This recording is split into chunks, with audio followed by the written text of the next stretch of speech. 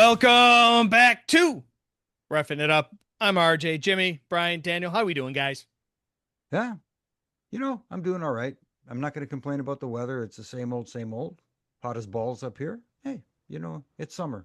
I'm going to enjoy it because guess what? In about 3 days or something, I'll be complaining about snow. I wouldn't go. Don't go that far. You're killing me, Smalls. Well, okay, four. All right, four. Maybe a Oh, okay, week. four. Maybe a Okay, week. okay. Yeah. Honestly, the Makes weather's sense. been great here. We're barely at 80 degrees. It was 79 today. Said it felt like 81. Um, I don't know, boys. I'm telling you, Virginia is a beautiful place to live. Beautiful. I thought it was for lovers. It is also for that. Not only that, guys, but we've had a big weekend of wrestling that just passed us, and can't wait to dive into that. Daniel, you off the road this week? Where are you at? Pickup, a truck, a car? Where were we at this week? I'm in my beautiful home. Yes. Yeah. It's gonna, maybe next week be a different story, but right now, I'm beautiful home, and yeah, I just got back from the gym. Shoulder day today, so legs were yesterday. Tomorrow's back, so just keep going at it, man. Do you ever Using go the by poli- yourself? I went by myself today. Nice. Yeah. Do you have a written program out? I have a plan. Yeah, I have a workout plan that I do. You're not that guy that goes in the gym with the pad in his hand and crossing off shit and stuff, are you? No, I don't cross off shit, but I mean, I look at what, I have a bunch of different shoulder workouts that I do, and I rotate. So I'm like, what four that I want to do today, or five. Sometimes I do five. Which ones do I want to do today? So I kind of mix it up. And so I look and I see what I did last week to make sure, I don't, do the I don't want to do the same exact routine every single time when I work out shoulders. Got to mix it up a little bit. Gotcha. I do have to ask you guys though. Yeah. Since I'm someone who does not go to a gym, which is painfully obvious. Well, your name's There are Jim. guys that actually have a list and they mark off the steps So, and so routines that here, they do. here's the way I see it. Now, Daniel, let's not get into it already. We're just opening the show. But I have always labeled these guys that carry these notebooks around with them as fucking nerds. They take forever on every piece of equipment because they're reading their little notes. If you don't know what you're doing, don't go to the fucking gym. That's the way I see it. Okay, I'm gonna like look. I'm not against somebody reading their notes or doing anything because honestly, whatever works for them. If they have to keep a track of it, I'd rather them do that than to do something and hurt themselves. So I'm a little different there. But I get what you're saying. It You're a takes too newbie long. to the gym too. You're a newbie to the gym. Not necessarily. I used to go to the gym a long time ago, and I stopped for a long time, and then I did it at my house or did things around here. I just now go. Now I'm more consistent. But I will say this. Um, one of my workout buddies that I work out with, a wrestler, he tracks his workouts on his phone. So after he goes and hits how many his reps that it whatever, and he all that stuff. So I'm not against people tracking their stuff, doing whatever. I'm all for that. I am against like somebody sitting on the machine and they're looking at their phone and There you go. and they're just sitting there and it's like, bro, your break should only be like 30, 90 seconds or 2 minutes. Like, come on, what are you doing? Like, why are you there for 5 minutes before you take your next rep? That's what drives me crazy, especially when you're in a smaller gym because I go to Planet Fitness, so there's many out there, but some are bigger, some Same. are smaller. And when you go to a small, like today, I went to a smaller one, so it's like limited spacing, limited equipment. So it's like, bro, I might need this shoulder press today. Like, there's only two, and there's six of us trying to do shoulders. So can we get going? Things like that. So You know what you got to do? You got to tell these guys that sit on the machine and look at their phones like, hey, look, if you want to sit down and look at your phone, the washroom's only 30 feet that way. Exactly. That's the phone booth now. yeah. Those are your phone booths. So I ended up I had a dentist appointment today. It was literally right across the street from this one Planet Fitness. So I was like, well, I might as well go there. I'm right there. But tomorrow I'm going back to the big nice one, the biggest one in the city. Going back to that and have all the space I want in the world. So Yay. This segment brought to you by Planet Fitness. Yeah. Well, let's work on getting them a sponsor. Yeah, why not? Well, something else we're gonna be working on is trying to talk about all the comings and goings of this past week in professional wrestling, and we can only do that in our first count right here on Roughing It Up. Or our first rep. Oh, wow. This is your one count. Guys, last week, big weekend, first two-night SummerSlam for WWE. Jimmy, man, Newark, or excuse me, East Rutherford, New Jersey. I tongue-tied for a second there. Big comings and goings all down there in New Jersey. I will not say it's New York because it's not. But man, just overall thoughts of the entire weekend for SummerSlam. We can't. We don't have enough time to go match by match. But anyways, Well, Jimmy, before you Mhm. go, it's East Rutherford, by the way.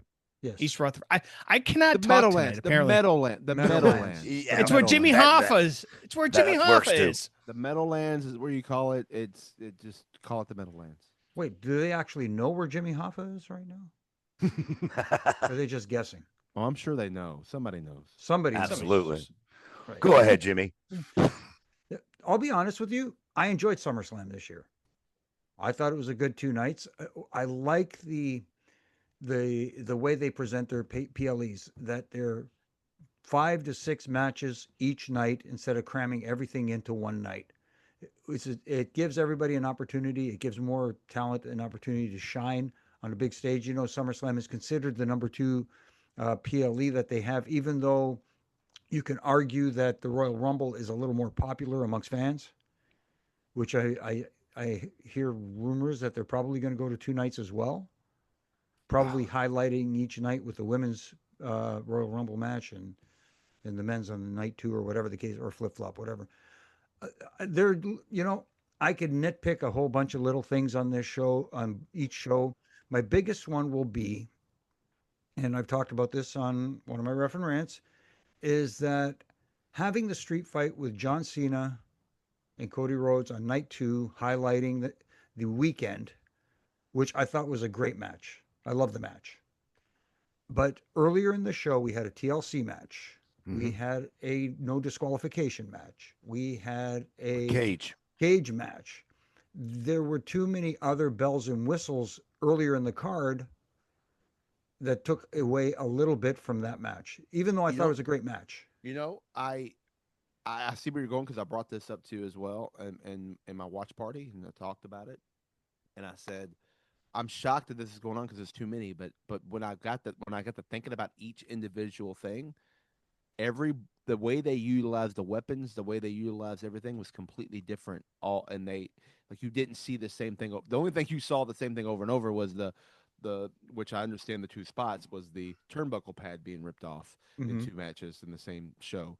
But it was very intriguing that they actually made everything different, even with all those bells and whistles. So kudos to the producers for communicating and probably had some kind of a thread to say this is what we're doing. Okay, well now we got to do this, and not do the same thing. And Daniel, you are right. I think the one thing that Jimmy's basically saying, I'm not trying to talk for Jimmy, but this is the way I interpreted it. Even though all of them were used differently and different weapons and things of that nature, he's just saying just them all being used is what took away. 100%. I would have personally, I would have rather it not be that way. Yes, but the fact that I guess they couldn't get around it, at least they got around it another way by making everything different. Yeah. No, that's very fair. That is very fair, especially challenging in the TLC match where over the years we've seen so much happening in those matches. Like there's recently one in TNA. Yeah. The challenge is to be unique and different in those matches, and I thought all 6 teams did a hell of a job. Yeah. I love the where it looks like they were going to go for the Edge Jeff Hardy spear, and then he like pulls himself up. Tommaso pulls himself up. Like that was just a great spot. I'm like, wow. And, Now I will say this about the TLC. I'll give my thoughts and opinions on SummerSlam in a minute, but since we're talking about it, I just think 6 teams is too much. Yes. I think you need 3 to 4 max, and I think 4 is even too many. But I think they did well for having 6 teams. I just think it was, for me, it was just a little bit too much laying out for the guys. You know what I mean? Selling off. But they did great. I will say this, and I know I said this in our group chat. It was a phenomenal match, but a flat finish too. And that's very. Not that I was okay with who won. I would have been fine if they won. I just think it would have it would have just been a little different. That's all. Not that you asked me, RJ, but I'll go ahead and go next. You know where I was going, so Here's my honest take, man, and this is not to be negative at all. I thought the whole thing was mediocre at best. It did, other than having longer matches, you not watched anything other than a few matches, of course. I'm not saying there weren't some that stood out to me, but you got the Raw SmackDown with more time, is the way I took it. I thought there were many matches that just were blah, and I thought there were some matches that were just like, wow. Um, but overall, if I took every match, I don't know how many there are. I'm not counting. It doesn't matter. I guarantee it wouldn't even be half of the ones that I would put on that list as being great, good matches, or good, great matches. I just thought it was okay. It wasn't SummerSlam to me. It just seemed, I don't know. So, like for instance, back to the TLC. I know you want to get me, Daniel. I know you do. Was there a story behind all these 6 teams? And this could be me. Was there a story behind these 6 teams that made this TLC? Yes. Because aren't they all from different brands? No, they're all from SmackDown. They're all from SmackDown. So what was in a nutshell, just to sum up maybe a couple words then, what was everybody screwing each other out of the title matches, interacting, getting title shots? This person deserves it, but no, they won. They've all been interacting over the last couple months. okay? So I missed the main story behind this. Okay, Yeah. And that's fine.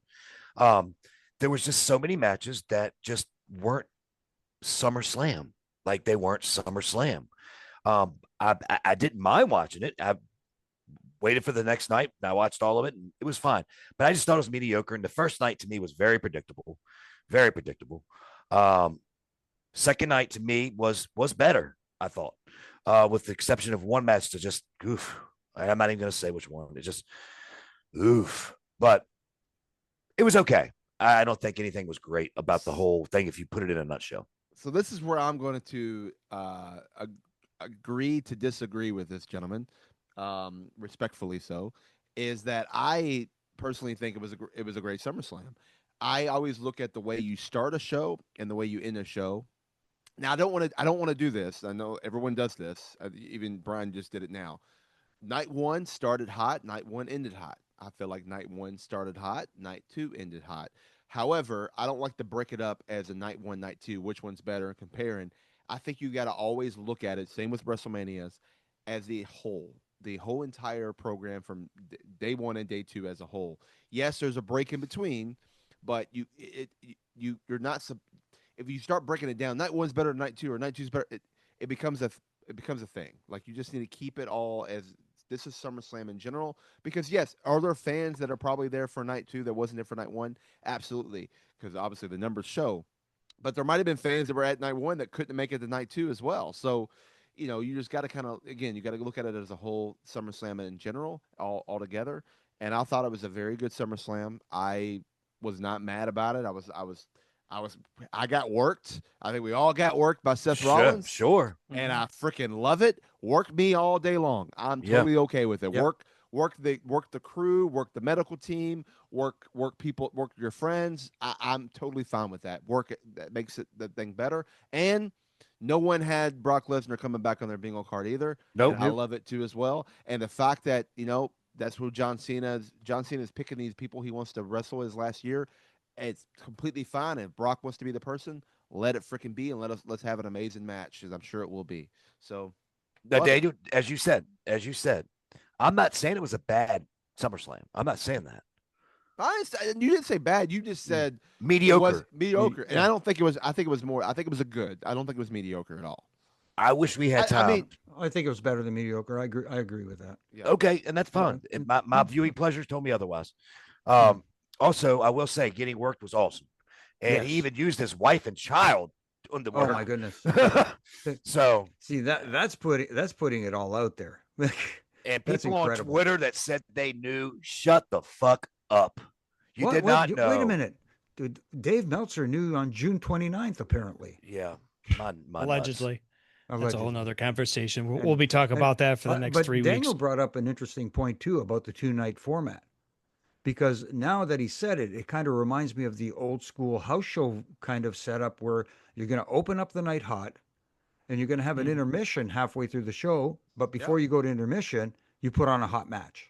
Yeah. Mhm. And then when you come back from intermission, you put on another hot match and end with the main event. And that's now yeah. because That's the way you pretty much laid what it out, is. that's what came to my mind. That's exactly Yeah. that's exactly what I have in my mind too as well. That's the way I see it. That's the way I've seen the last WrestleMania or two as well. Keep Hmm. it like that, and that's the exact way I see this. Is like it's all one show, just broken up into 2 days, and you just get a break. Yeah. That's it. See now because of the way you just described it, I'm viewing it differently now. Yeah.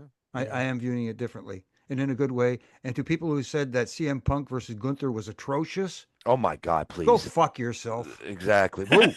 Whoa. Ah, You are The right, that's though, F one. Jimmy. word. You are right, Jimmy. You're all right. Yeah. I don't understand Are you what there kidding wasn't me? to Match like was about amazing. that. That match was amazing. Yeah. Yep. Anyway. RJ, I'm gonna give you And real quick, the story behind Punk struggling and taking everything he had in it Yes. because that is setting up. That's the backdrop for setting up what happens as soon as he wins the title. Hello. Right. Exactly. You know what? It kills me that you said, "Oh, everybody say, Punk was gassed 5 minutes." He wasn't gassed. He was selling frickin' Gunther's offense. Yes. Oh my goodness. These are people that are fans, Jimmy. No, these are people who actually supposedly have been in the business as well. Oh, really? Yes. I'm not Okay. going to name names. All right. Well, all right, Because RJ. that always what's up? gets me in trouble. So 3 words: great, good, mediocre. How would you describe SummerSlam? Good. Okay. I look at it this way too because I look at it two ways. I look at it through my eyes. I look at it through Gavin's eyes. Gavin's 13. I'm 41. He loved it. He popped when Brock came out. He popped with Seth, and I think a lot of the times with the certain companies or different demographics, but I think overall, I think it was a success. They already announced next year is going to be in Minneapolis. For SummerSlam, I believe. So they're going in the right direction. I like the two night formats. I think the days of running the smaller venues like the Richmond Coliseum and Greensboro Coliseum are over. They're going to be running these stadiums, which Oh, they've been makes running sense. stadiums. They've been running stadiums for like 4 or 5 years now. So since Yeah. the pandemic, yeah. So. Yeah.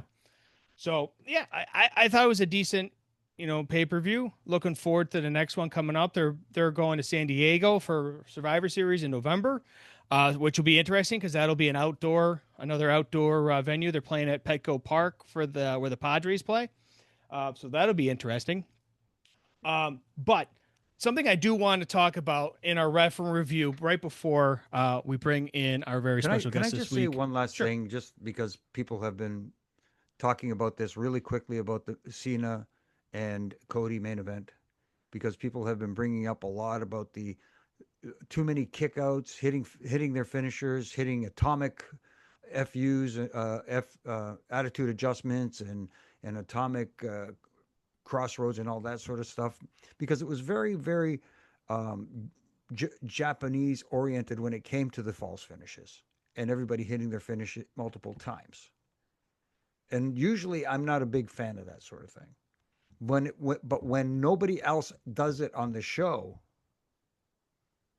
it means that much more. It's like anything else, like we're using blood. When you saw Gunther bleeding, you never saw Gunther bleed before. You know what I mean? Right. Yeah. Things that you don't see often make it stand out that much more. And in that match, I think it helped enhance the match. But if it was happening in every other match, then it would just be like any other match and then drive you crazy. So Yeah. I it didn't have a didn't problem with bother me as much here. Yeah, Does that make sense? So guys, want to do this? Why don't we send it up to a referee review? We got a brief referee review this week before we bring in Big Trouble, Mr. Ben Bishop this week, and we'll do that in a referee review right here on Roughing It Up. This is Refin Review.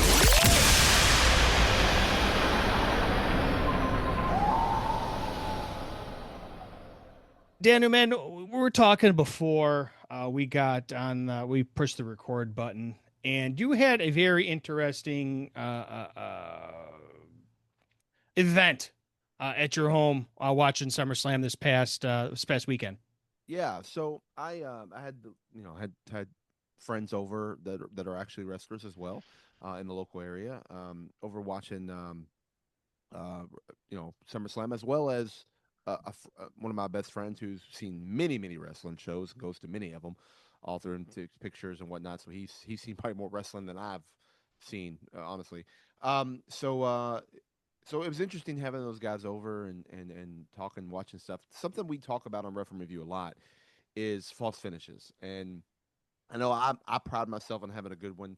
We talk about Rod Zapata having a good one. We talk about a lot of guys having great ones over the years. I mean, Brian and Jimmy's had great ones, Earl Hebner, but then Kyoto. But then we talk about people in the past that had not so good ones, and current referees that don't have good ones either, right? So it's interesting. So as I was watching the show, I won't say what matches or whatnot, but I will say this: there was a big spot, a big falsy that happened in a match, and as soon as it happened, I was watching. I felt it wasn't the finish, but I was watching the referee go, and they clearly, the wasn't a great falsy for them, but the fans in the attendance seemed to buy it, and so did everybody I was watching it with. And they go, "Oh, they got me there. Oh man, I thought that was it." And I'm like, "Really? You thought that was it?" And like, "Yeah." And so I brought up, I was like, the fault. I was like, "Yeah, I just don't like that falsy. Though I wish the ref would have did that better. It would have probably sold more." He goes, "Well, it got me." I go, "Huh." So then the replay happened at that moment. I was like, "Watch," and they go, "Yeah, it looks great to me. I don't know what you're talking about." So it makes me realize that we as referees see things and we take it to another level. And yes, I mean, I want to be perfect. I want to be great at it or whatever. But I think like overall in general, most of the wrestlers, most of your fans probably don't see it that we see. And that's okay. But I think that's why we see no one changing it on in WWE or AEW or wherever, because no one is actually telling them they're doing it wrong. From Mm. their, because think about who's running the company. It's wrestlers or running former wrestlers and the producers are former wrestlers as well. Hmm. So it's like if they don't see it, then they um then I guess they're not being told or anything. They don't think they're doing anything wrong, and the fans are buying on it too as well. Even the people in my house, even they bought it all. I was the only one that didn't. So, it's interesting topic. It is an interesting topic. And, when you think about it, that's one of the reasons why maybe it's not a good idea to reveal what we see, Yeah, because maybe once you so. see it, you can't unsee it again. I And still that's have that's the problem I have. I still have somebody saying to me, I told them I can tell. One referee for sure has a tell, and I haven't told them what the tell is or who it is. Well, they know who it is, but they're like, I can't figure out Hmm. what it is. I said, well, I'm never going to tell you. So, Right. but I know, and what this, by the way, this was referee wasn't even the one that we're talking about, but because Jimmy, you know who I'm talking about. Hmm. But I sit there and did that, and they were like, "Man, I can't see it." And I even asked the wrestler. He's like, "I don't see it either." Okay, cool. So you don't see it. That's fine. I can. But if I told them, they would never. They would Right. once again. They would see it all the time. But the fact that they still didn't catch it either is a big deal. Right. And the only thing that what's funny, the only thing they did saw, and I'm not going to say what it was, but there was a finish that happened, and the ref counted a little faster in the finish than the rest of the spots. Hmm. And they go, "Oh, he counted a little faster there." I said, "Yeah, he did do that." I said, "At least you caught that. It was just a little, but they Right. saw that." But I think they were looking for it at that point because we were having this conversation. Right. Now let me just say Wait. He this. narrowed it down because he said he. But anyway, all Good. right. So let me just say this. It makes me think now that we're talking about this. It makes me think. So why through my career did I have people like The Undertaker, Brock Lesnar, Kurt Angle, Josh Alexander, um, Bubba Dudley? Why did they prefer me or want me to be the referee? Is it because I was just good at giving cues, good at getting them off the air? Um, or do you think none of them were able to go, his falsies are fucking badass. He makes our pop back bigger. You see what I'm saying? Like, No, I mean, I think wrestlers like when you're in the ring, I think it's a different story because even today, I get like Kazarian and Nemeth and all those guys when we do these crazy these last minute falsies are like we're going to 2.99. I said, let's make it 2.99999. I was like, all right, let's do it. All You right. know, So, like we, you know what I'm Daniel, saying? yes, I do. So there is an importance. I think you're spot on. I do. I think there are some wrestlers that doesn't matter as long as you're there when they need you. That's good enough. Um, to me, I think like you, Daniel, like I trained you or whatever you want to do. That, jeez. Anyway, I Hey, wanted to train you you did it. You did it. because he He was didn't do gonna it. he was just gonna come back and say you mean Earl. I trained you because I Maybe wanted you to kill be him. all the way around good cues, good ring presence, good positioning. Put that fucking thing down. Um, good false finishes, all that because I wanted a wrestler to go, oh, Daniel's got all of the intangibles, if that makes sense. And that's the No, way yeah, 100%. Jimmy and I were trained. That's the Yeah. way Kyoto That's what, was. that's the way I train, work with my guys now. So I totally, I mean, it's the same way. I want everybody to be good at all of it. I don't want to just be like, oh, well, he's good at everything but Right. falsies. No, they're going to Exactly. be good at everything. Yes, but it shouldn't be something that's not important. But it's No, not. It's not as important to everyone else as it probably is to us three. That's Yeah. for sure. I agree.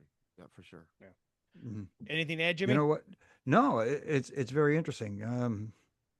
You talk about it's one thing to get people to go, oh, I thought that was it, and get people to go when you really, really, really get them is when they go, no, that was 3. Mm-hmm. No, Yeah, that no. was That's 3. what I love. And That's what I love. that's what I get off on in the ring, and I don't Yes. mean it like that. But I've had this conversation. I do. I don't know. I've had this conversation with I wear Depends. with I've had this conversation with Zapata too. I was like, I love when they go, that was 3, or Yeah, or whatever. good. I'm like, yeah, because I got you, bitch. If- It It's like wasn't a 3. heel. It's like a heel saying what? Say what? Yeah. Come on. What? And if Yeah, it wasn't TV, I'd be turning around going, no, it wasn't. No, it wasn't. Yeah. I'll just go, you can't count. Yeah, there you go. I used Well, to love house shows. I love when I love it now. I do this at OVW too. When we do house shows, and they'll do. I had somebody. We was just recently. They yelled at, that was 3, ref. Come on. I looked over. I go, you clearly. They go, or they said I can't count. I said, you clearly can't count because that was 2 and he kicked out before 3. Hello. Right. And, Absolutely. and they were just like, oh, he said it back. I was like, hell yeah, I'm gonna say it back. and this person actually does come to our TV. They're like, they try to do it again, and I didn't say a word obviously because it's TV, but. Yeah, don't get me at a house show. It's over. I just love. Yeah, Daniel. I just love the house shows when you would get that. That was 3. That was 3, and you just get out of the way, but the boys would just go, oh, fuck off. But there's no easy transition for this, but we'll do it anyways. Guys, we have our very special guest waiting in the green room. We got steaks. Oh We wait, got eggs. You better have some We good got- shit for that big ass. We got a new intern this week, so the All son right. of a bitch better get the right way this time. So we'll welcome him in right after this short break in our second count right here on Refin' It Up.